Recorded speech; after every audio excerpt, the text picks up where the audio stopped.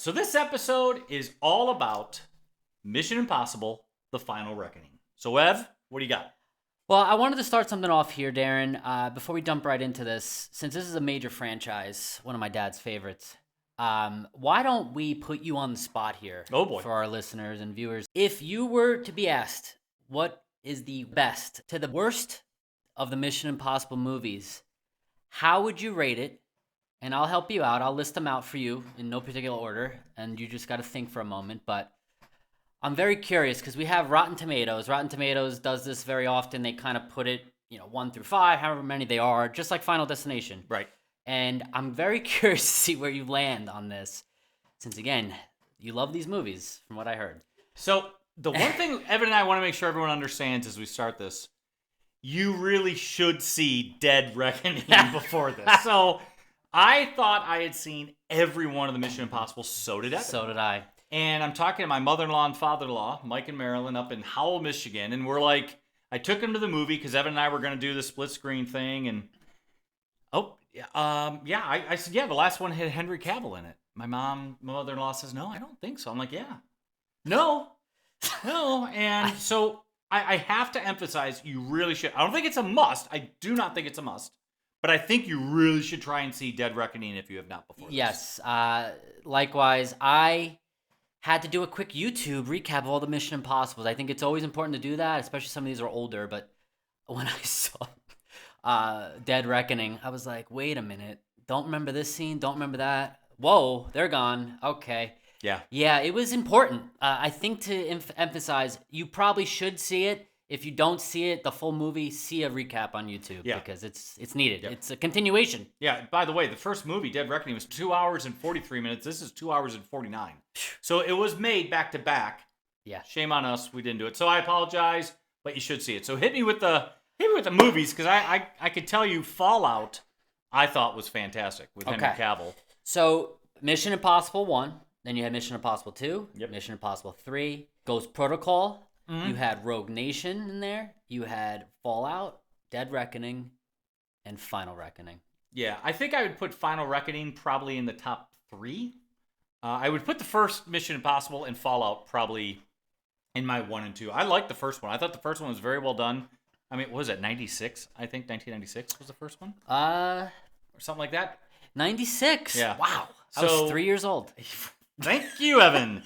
So I think that one I liked it. And I think part of the issue that a lot of people that I've heard from this movie, you included, my wife, the action in Final Reckoning is not the action from the previous Mission Impossible. That I could agree. Yeah, there's parts. I mean, I think the story is good, but that's what I would rank. What would you rank? So you said your number 1, your best out of all of them. What was it? I think it's probably the first one. I think they did a really good job. Then followed by you said Fallout. 1. Oh, okay. Fallout and then probably Final Reckoning. I liked it. Okay. So they had Fallout number 1. This is Rotten Tomatoes. Number 1, 98% on Rotten Tomatoes. Yeah, Fallout was a good flick. It really was, and we thought it was the last one, so we were amped. Sorry. Then they had Dead Reckoning, number 2, 96%. So it could be. I do have to watch the whole movie versus highlights. So. YouTube clip was a minute. Yep. Then they had Rogue Nation, number 3. Rogue Nation was good. Still nowhere to be found as number 1. Ghost Protocol. Yeah, whatever. Yeah, this is all. And then Final Reckoning after that, which got an 80%. Obviously, it's still moving around. Then they did 3, then 1, then 2. I don't necessarily agree with this list. Yeah. But this is interesting, right? It is, and that's why we do it, right? Because everyone's got a different opinion. Right. I mean, that's fine. This is purely, I think, off critics. This is not off user. Yeah. So if you take anyone who does movie reviews like us, I'm sure they have a way different list, just like you do as well, Darin. But I thought that was pretty cool. Why don't we get started into today's show? You are listening to Parking Lot Perspectives with Darin and Evan.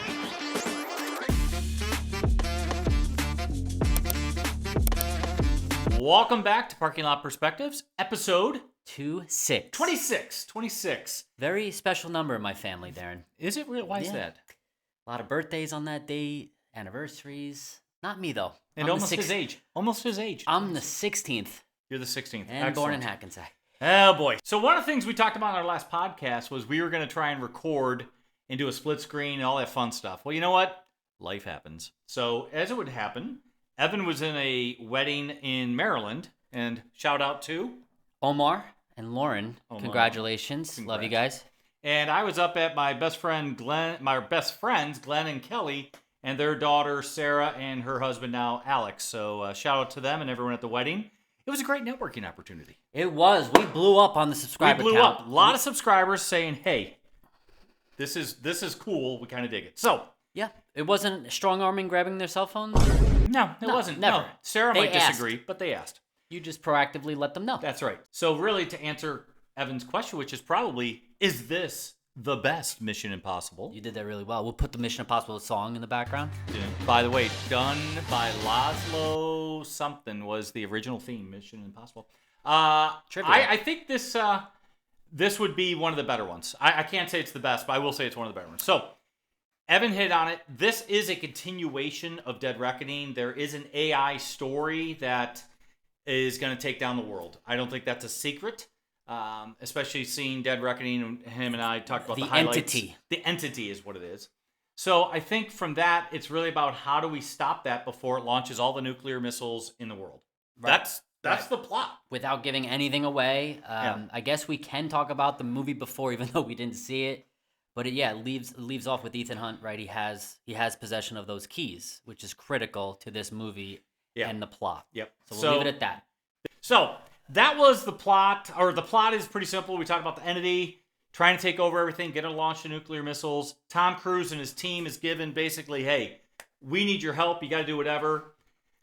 Is it a little far-fetching? Sure, but it's a Mission Impossible. It is Mission Impossible, and you don't think about that. I thought it was well done. The world is always coming to an end in these movies. It is. Isn't it crazy? Is. The amount of times that he has saved our lives. It's insane. And they're always like a nuclear fallout or something. That is Fallout. Ooh. There is a lot of people that came from Dead Reckoning to this. So you've got Tom Cruise, Ethan Hunt, we all know. Haley Atwell reprises her role as Grace. Ving Rhames is in it, back as Luther. You've got Simon Pegg from the original, Benji. S.I. Morales is in this. And he's good. For those that might remember, one of his first movies was, I think it was Bad Boys. And then the original, I think it was Bad Boys, not the Will Smith. And then he was in La Bamba, right? He played Bob Morales.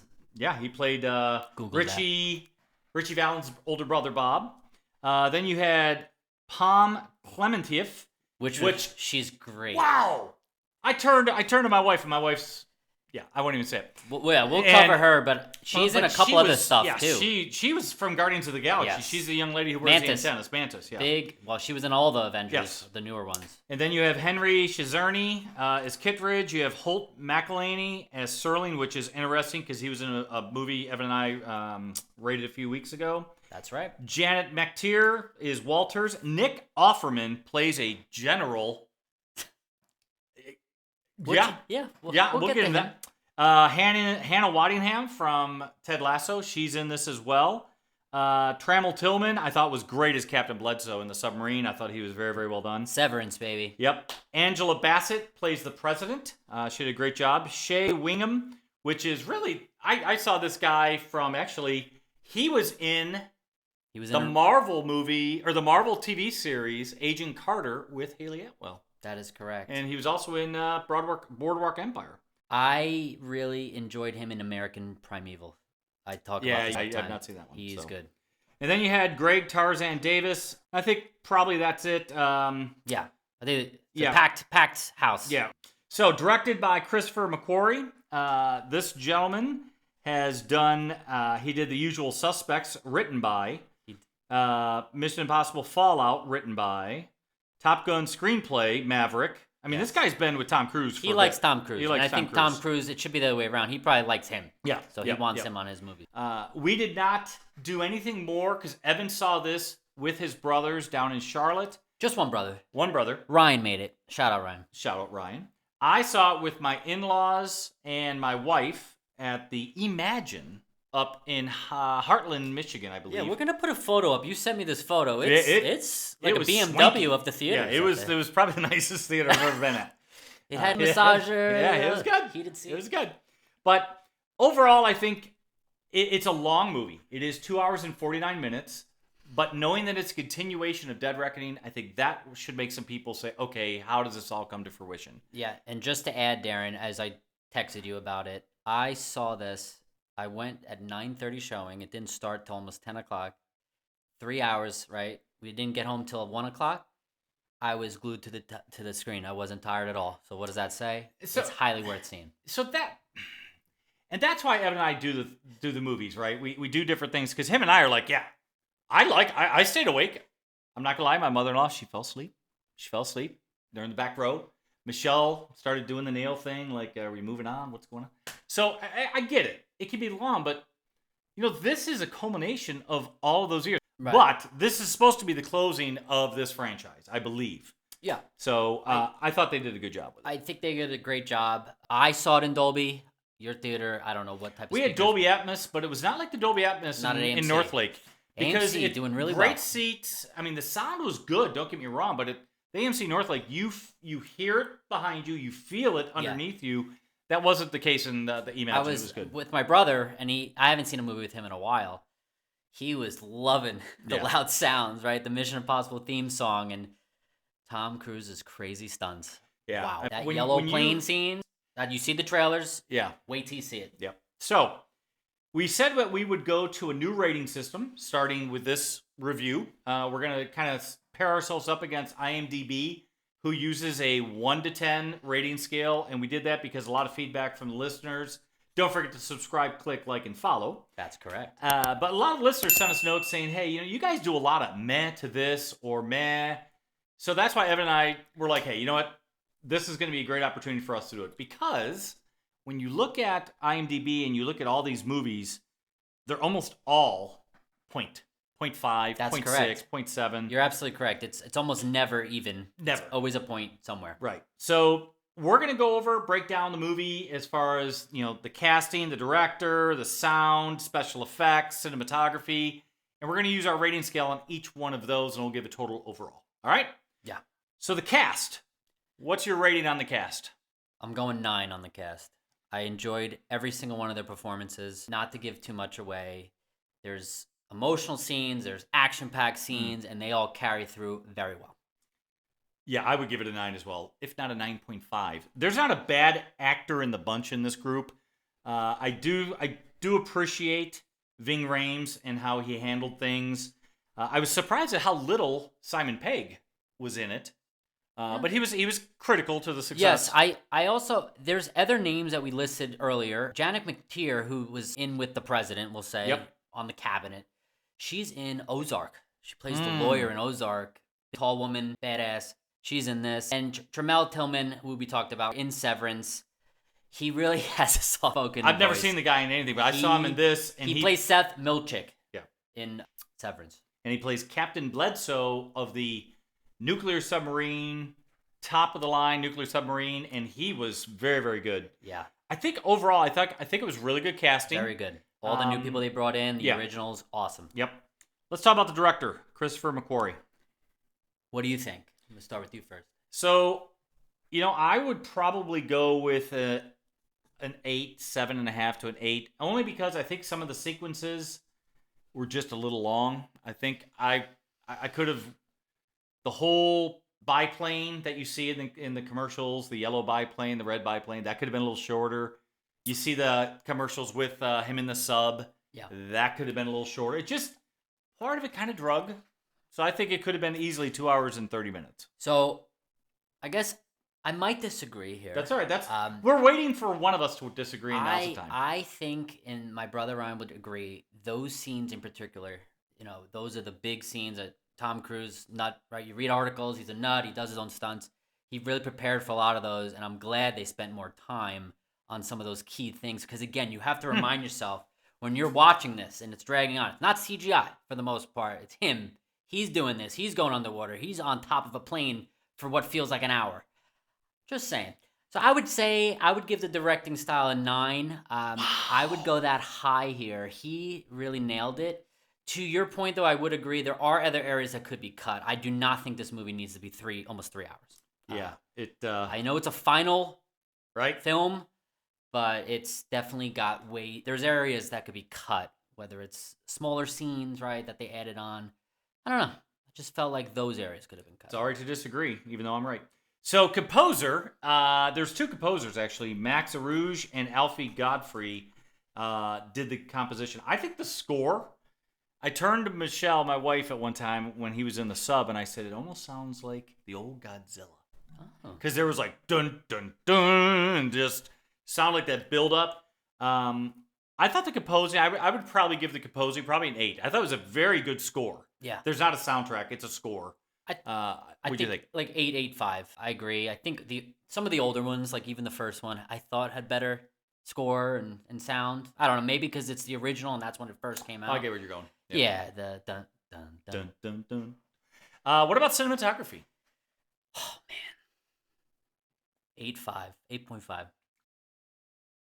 I would actually go higher. I think the way this was shot. Now, I just gave Christopher McQuarrie like a lower score for being a director, but the cinematography. Screw the director. Yeah, the cinematography on this I thought was extremely well done. It was beautifully shot. Yeah, I would probably go with like a 9.5. Wow. I thought it was very, very well done. I mean, those scenes were very well captured. I think they did an incredible job. And Tom Cruise even said it, right? There's a little message, no spoilers, but sometimes in these movies, the actors actually come on screen and they're very thankful for coming to the theater because he wants everyone to experience this in the big screen. Yep. By the way, the movie's budget, you know what the movie's budget was? Tell everyone, Darin. $400 million. Say that again? $400 million. Wow. Do we know where it's at currently, as of today? As of today. Today is Wednesday, the 28th of May. So and by the way, we did see this on Thursday, the opening date. That's correct. I'm going to Google it for us. Budget of $400 million, estimated opening weekend. Gross worldwide, it's already at $213 million. I think it's doing pretty well. Yeah. So Lilo and Stitch and Mission Impossible had the biggest Memorial Day weekend That's ever. What I was just going to say. Yeah. The holiday always brings in people to the movie theaters. Christmas. Little trivia for you. Yeah. Wow. He's on fire today. What did we celebrate 50 years of on this weekend? Oh. The one that started the blockbuster, the summer blockbuster. Was it Star Wars? This, my friends, is why Evan is a young man. So shout out to my brother-in-law, Mike. It's one of his favorite movies. My daughter got me the script for my birthday a few years ago. Jaws, 1975. It is the original summer blockbuster. That's what they now call it. Nice trivia, man, pal. Thank you. Appreciate it, pal. More trivia for the actual movie we're reviewing. Tom Cruise and Ving Rhames were the Ving Rhames? Tom Cruise and Ving Rhames are the only actors to appear in all 8 films. Not Simon Pegg? No, he wasn't in the first ones. Yes, he was. Not the first one. Oh, I gotta check that. You can fact check. Yeah, we're gonna do it. We're gonna fact check. It got 800 upvotes. It must be fake. So we did cinematography. We did score. Special effects. I guess I'll keep it at an 8. I mean, I don't. Wow, you're Mr. Tom Cruise does all of his own stunts. Yeah, I am. Special effects. I'm thinking more. When I think special effects, because I love horror and all that stuff, I just think blood and gore and all that. But I guess if we're factoring in his own stunts as part of the special effects, then I'd go up to a 9. I'd agree. That's where that one's not unheard of. There's a lot of special effects. I will say, part of the concern that I've heard from not only just my wife, but a few other people, this was not your typical Mission Impossible where there's a lot of fight scenes, a lot of gun scenes. There is the story being played out that brings this to a conclusion for the franchise. So you need to be cognizant of that because it does matter. If you're going in to think you're going to see like the first Mission Impossible where it's go, go, go, or even Fallout for that matter. Fallout is very intense. I think they're trying to conclude the franchise, right? And in order to do that, there's going to be some downtime. Yep. So, lastly, I think we need to talk about overall. What would you rate this overall? Overall, I am going to sit at the 8.5 rating. And I would go 7.5. And I want you to match IMDb. IMDb is at 7.5. Is it really? Yes, as of today. So I want you to justify your rating. Justify my rating. Why did you come to that conclusion? I cannot get past those flight scenes that he was doing all that. I am giving him ultimate credit. Tom Cruise is a nut. We left the theater. There's no doubt. My brother and I looked, wow, are you freaking kidding me? He did all that? Yes. So I am bumping mine up that high just for the sake of this guy pours his heart and soul into these movies, and it is shown on screen. Fair enough. That's why I wanted you to justify it. And everyone else obviously factored in, the actors. I'm not just saying it's Tom Cruise. The other actors did a great job, and I love seeing them on the screen. Yeah. So my rating is based purely on the length of the movie, and I thought there was some there were some tedious things that could have been buttoned up, closed down, but overall, we definitely would tell you, go see this, and just as Tom Cruise said at the beginning of the film, before it starts, see it at the theater. Because, streaming's great. Evan and I have reviewed 2 or 3 streaming movies. Right. We love streaming. But there is something about going to a theater, sitting with a bunch of people. I mean, there was a couple scenes I was gonna say, did you have some, because we were in different theaters, did you have some audience reactions? Oh, yeah. Oh, there was some audience reactions. Some laughs? Yeah. Some cries of tears? So try and see it in the theater, and I think that's probably the best thing we could say. So, we don't know what our next thing is. There's a lot of movies coming out, both in streaming form, but also now we're coming into the summer. Yeah. Right? Today's May 28th. We saw this on May 22nd. This was the first time we could get together since we were both separated. So we're going to plan out what we have for the upcoming movies, but make no mistake, we're here. We're going to be trying to get on iHeartRadio, the home of podcasts. We've got some nice Apple reviews if you want to read those and give us some Apple reviews. Very nice authors, I must add. Nice. 5.0 rating on Apple Podcasts. So it's almost like we might know them. We might. I don't know. Is it me? Is it you? It's not me. It's not me. So you said it the best. I think movies coming out right off the bat, right? Ballerina, 28 years later. We know these are ones that are going to be big hits in June. I can't wait. We have F1 in June. Woo! So we're going to be pretty busy. We're not going to see Megan 2.0. So if you're coming to our show to listen, Google it. Have to say that could be the most uncomfortable trailer I've sat through in a long time. But the problem is for everyone, they don't go to the movies as often as us, and we're seeing the same one over and over again. It's just the whole her gyration. It's just terrible. It's not good. And I'm sure the movie will be fun, but I don't know. I don't think so. But so that's anyways, June, yeah. Don't forget, click like, subscribe. Thanks for listening. Hopefully you're watching this on YouTube. Evan does a great job of making this fun for you guys to watch. Fine. Don't forget to give us feedback. Tell us how we're doing. Otherwise, we'll talk to you soon. Bye, everyone. Bye-bye.